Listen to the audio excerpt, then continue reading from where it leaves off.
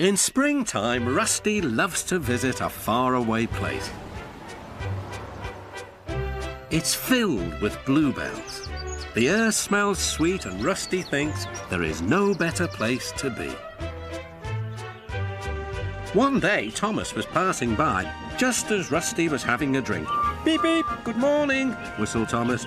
"Your driver looked a little worried. I wonder why." "I don't know," said Rusty, "but I soon will."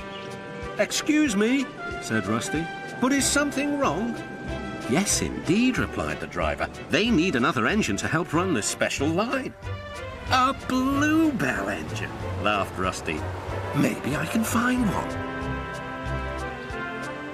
Later, Rusty saw Douglas and Percy. Rusty had an idea. "Can you help me find another engine?" "Where?" "Where you found Oliver." "You mean on the other railway?" "Yes, I'm looking for a bluebell engine," said Rusty, and explained everything. "I'd like to help, but these days it's only diesels that go there." Then Rusty decided, "So that's where I'll go." "Take care," warned Douglas. Rusty told the driver all about the plan. And that night he came back to the shed. "The manager says he'll make a home for a bluebell engine if you find one." "Right," said Rusty. "We'll find one tomorrow." It took them all of the next day to travel to the other railway.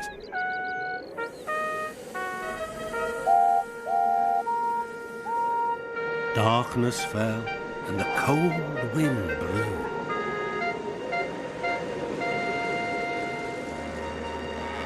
"Ooh, what's that?" murmured Rusty. But it was only the sounds of the lonely scrapyard. Diesels, silent and still, lined up on guard. "Who are you?" Rusty plucked up courage. "I'm a shed and sidings inspection diesel. Have you any engines in the shed?" No. Rusty rallied again. "Then, what about the sidings?" "One.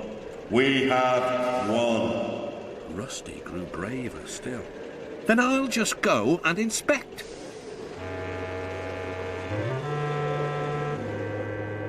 A small engine with a tall funnel stood sad and alone in the shadowy siding. His driver was huddled in the cab, keeping him company. "Excuse me," said Rusty. "Do you like bluebells?" The engine looked startled. "Yes, bluebells are beautiful." "Then you're soon going to see lots of them because I'm getting you out of here." Everyone worked fast. It was difficult to set the fire, but soon it was glowing hot and Stepney had a good head of steam. Rusty's engineer agreed to be Stepney's fireman. So off they set, past the bleak and brooding line of diesels. "Where is he going?" they hissed. "Just down the line," replied Rusty. And they chuffered quickly away. "We've done it! We're over the border and back on our own railway. Mission accomplished." When Rusty and the engine arrived in the valley, a big welcome awaited them. "We shall mend you and give you a new coat of paint," said the manager. His driver was delighted. "You lucky old engine. You've been saved by the Bluebell Railway."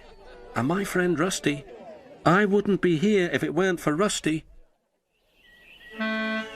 Now the little engine is as happy as can be and helps all the passengers who visit at Bluebell time. His name is Stepney, but everyone calls him the Bluebell Engine.